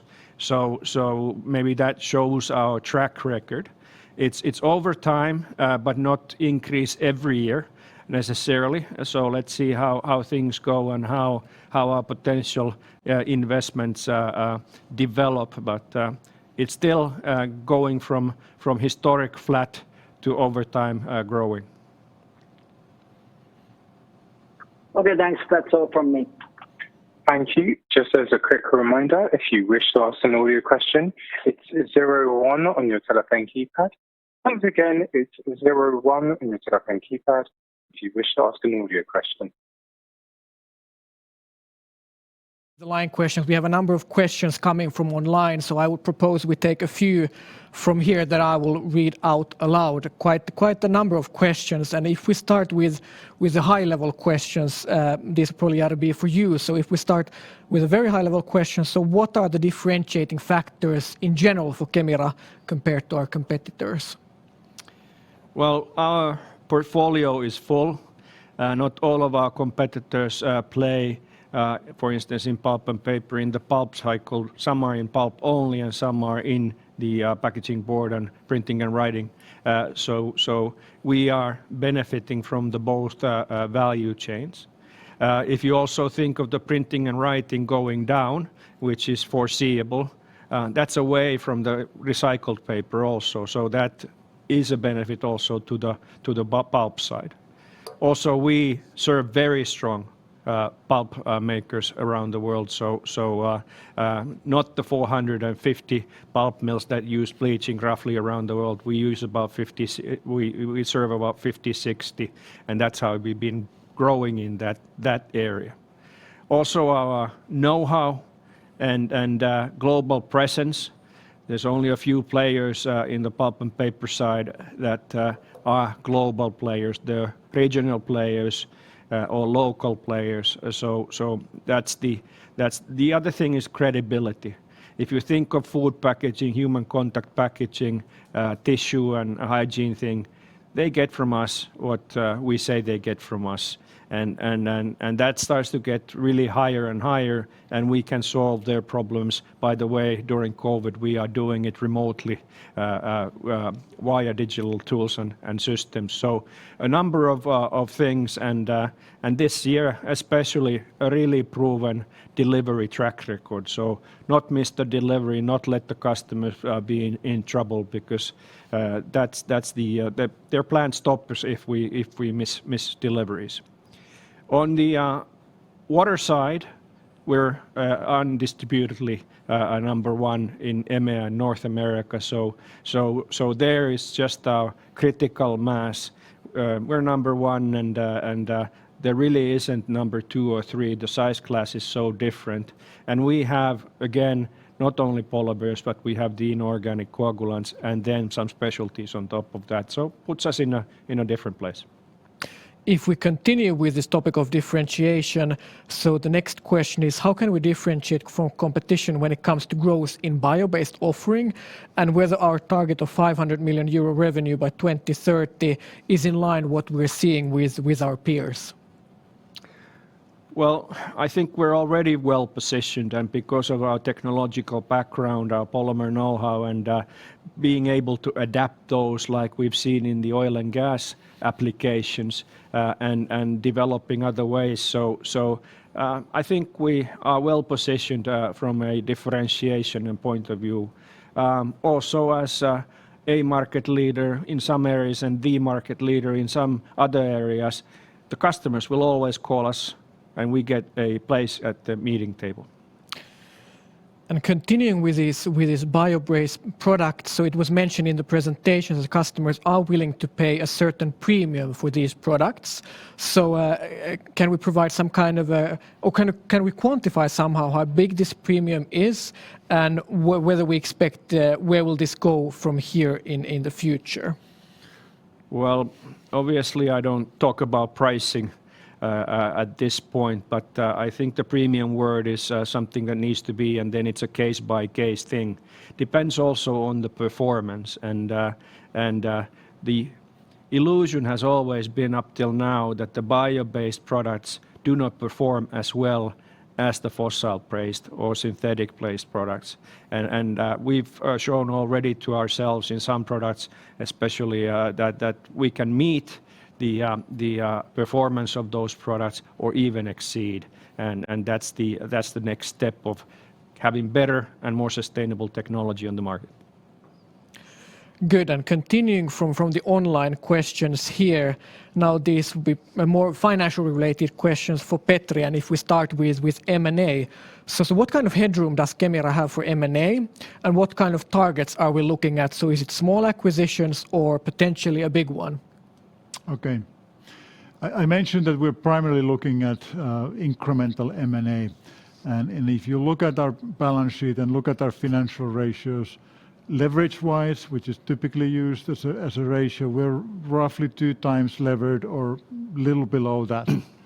I think we are quite comfortable to go to around 2.5 times. So that would be something that would mean that we could do an M&A between 200 and 300 million. So that's perhaps a proxy. And maybe one thing that I forgot to mention regarding our financial target. So as the 75% gearing is our target, it's not a covenant. So if there is an attractive M&A opportunity, for example, we can exceed that. But as long as we have over time a sort of a line of sight or path, how we will come within the 75% gearing ratio. Yes, and then the next question would have been, does the gearing target of 75% hold you back in terms of acquisition size, and what must happen for you to sacrifice the 75% gearing target? And this Petri already answered. Continuing with the M&A questions, so do you want to still, Petri, quantify what kind of financial criteria do we have for doing M&A, multiples before, and the kind of synergies that we would be looking at? Well, I think particularly as we are looking at M&A in some of the new technology or product areas, whether it's barriers or some other water treatment technologies, it's really the key is that how does it fit into our strategy and how well we can leverage and run with it. So in that sense, it may not be the most best use or worthwhile to look at sort of historic multiples, but actually what we can do. So obviously in those situations, we would be looking at really top-line synergies so that we can actually bring a technology where we have a good access to a large customer base and can leverage it faster than who was the current owner of that business, or perhaps a startup who doesn't have the same access that we have. Continuing with financial questions, moving on to capital allocation now. So I guess this is for Petri as well. So would you be willing to consider share buybacks, or do you see dividends and possible M&A actions as the main ways to allocate capital?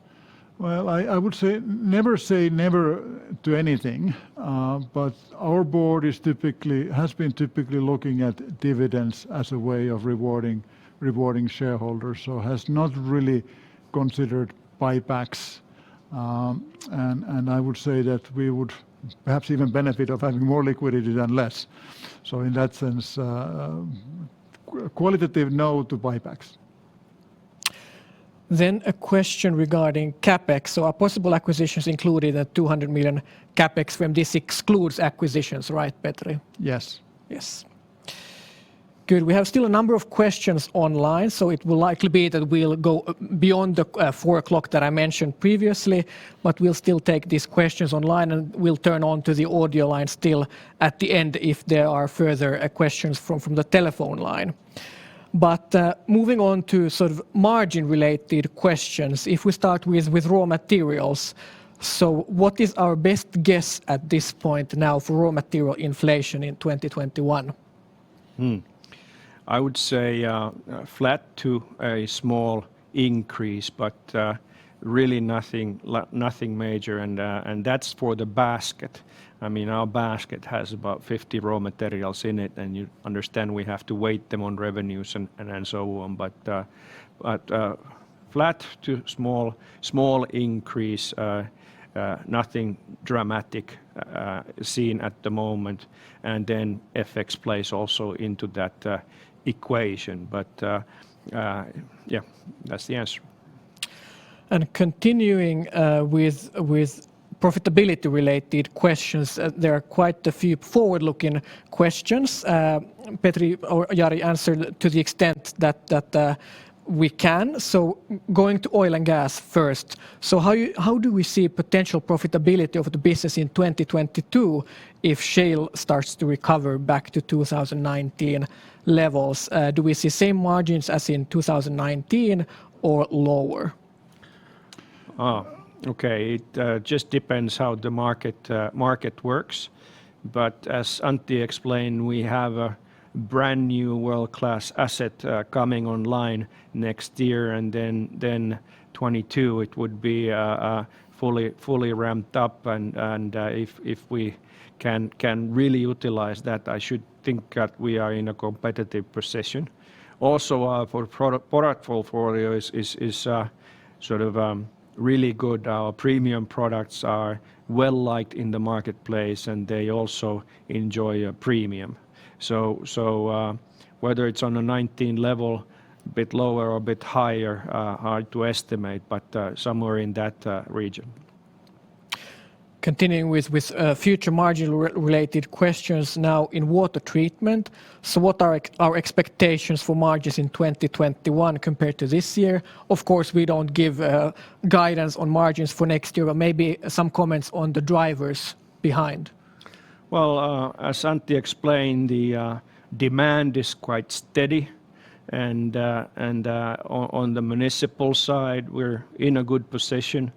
At the moment, we tend to have contracts when in place. It's a contracted business. And as the industrial side is gradually returning, the volume demand there is growing. So maybe that gives a general picture. Then a backward-looking question on profitability also, this time also related to oil and gas. So how did oil and gas profitability develop this year given the sharp drop in sales? And whether there are still measures we can take in order to improve profitability if volumes remain low going forward. And here as a starting point, we don't disclose oil and gas margins at the group level, but maybe some general comments from Petri or Jari. Well, if you think that your revenue goes down by 60%, 70% compared to the previous year, obviously your utilization rates go down, and one can imagine that the bottom line is not exactly beautiful. But we have done a couple of steps of readjusting to this, and now we have seen that the market is starting to recover. Run rates have gone up, not hugely yet, but going up. And we also see that next year the lower consumption of tailings sands that was down this year will recover to higher. So that gives you the picture. And continuing with the similar questions, so if there is a rebound in oil and gas and shale demand in particular, so do we see a need to bring back some costs when volumes pick up, or can we run the business with the current organization? We probably need to then gradually start up a couple of lines, but the added cost there is then well covered by the volume demand that is in the marketplace. The oil and gas commercial team is a very tight team, so we are talking of not a big amount of people. As we don't serve thousands of customers, we serve rather tens or max 100 customers. It doesn't take a huge team to handle the growth, and then we take it step by step as we need it. Good. Now we still have some questions here from online, but I also understand we have questions on the telephone line. So if I turn now to the operator for the potential question on the line. Thank you. If you wish to ask an audio question, just a quick reminder, it's 01 on your telephone keypad. Our next question comes from Harri Taittonen from Nordea. Please go ahead. Yes, thank you. Good afternoon. And you've been answering a lot of questions already, but one, I mean, can you just remind? You've been talking about the correlation of shale demand to oil price, and there's been kind of this sort of rules of thumb. And now you pointed out that there are also other drivers than the price alone. But where would you? I mean, in that light, can you kind of just refresh the view on where the oil price should be before the oil shale business sees meaningful recovery prospects, in your view? Yeah. So basically what we're looking at around $40 WTI at the moment, that is a sufficient price level. So that's not the holding back thing, and that's why some of the drilling starts to come back. It's really the capital structure and financing that is now something that is been the reason for then. So negative cash flow for a long time, a lot of investments and so on that's been holding back. Also structural change of the marketplace. It used to be years ago small and medium player customer field, if I put it this way. And now it's sort of getting more and more to major and large players or medium players. So there's a different dynamics to it. But this price level starts to be okay for many players that have good fields. Okay, very interesting.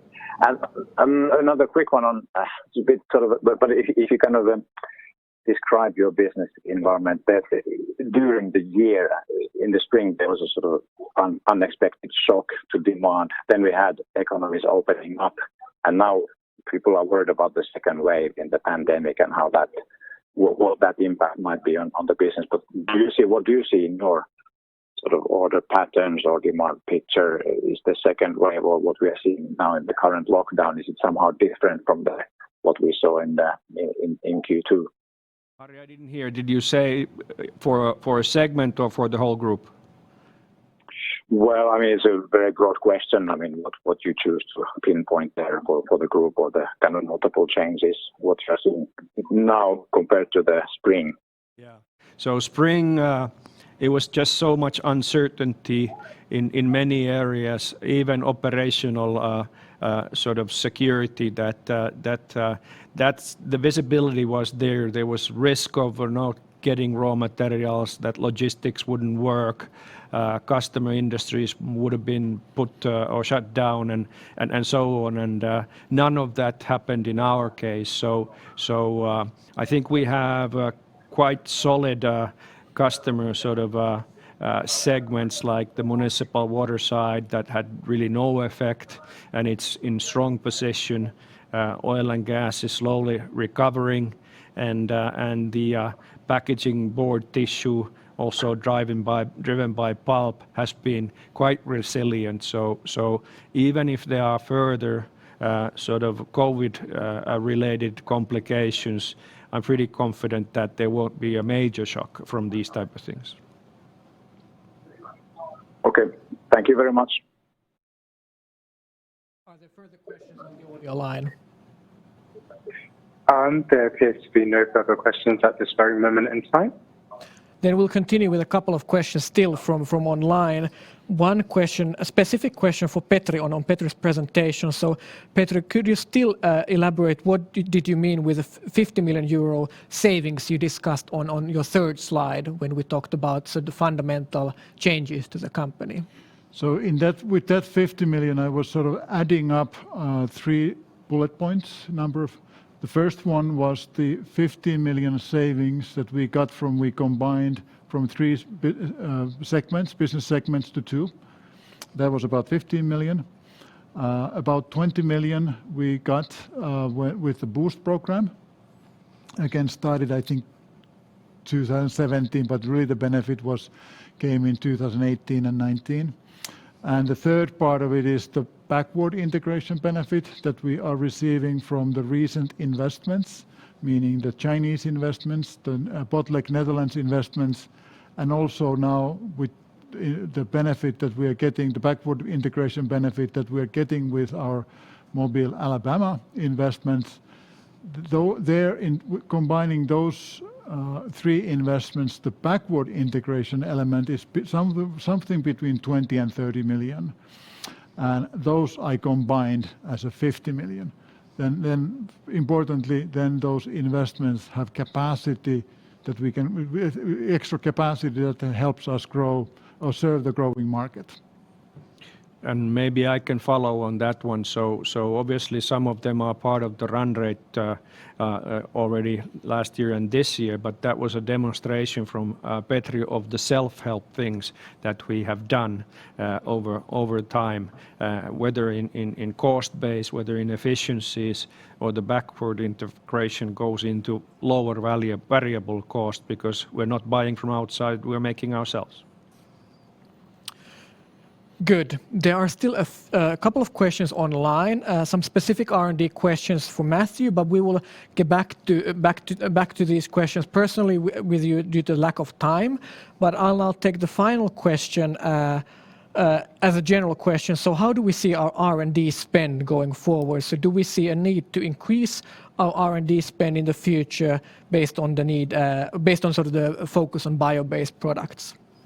We spend about 31 million a year in R&D and technical support, which is an important part of the R&D, giving feedback and launching new products. It might be that we can and will add some single millions there, but not a huge jump. We'll just wind down the older product development and move that resource and that investment into the new areas. We also are doing much more co-development with customers and other partners, which brings also efficiencies that we then can share with the partners. Good. May I still check with the operator whether we have any outstanding questions on the line? There appears to be no current questions on the line. All right. Then I would say this concludes our Q&A session. And as mentioned, some outstanding detailed questions, we will get back to you personally later on. So maybe to summarize, as mentioned at the start, we would very much like to see you here in person, but we do hope that also this virtual CMD was beneficial for you in your research, and we also hope that our message of a fundamentally stronger Kemira was clear. So if in terms of practicalities, we would still very much appreciate your feedback. So in the coming days, you'll receive a feedback questionnaire from us, and we will very much appreciate your answers so that we can still further develop our financial communications and investor relations. But on behalf of the whole Kemira team, I would very much like to thank you for your participation and for your good questions. And should there be any outstanding questions still after this event, please do reach out to me. We're happy to help at Kemira's IR. But with these concluding remarks, I do thank you for your participation and wish everyone a very nice afternoon. Thank you.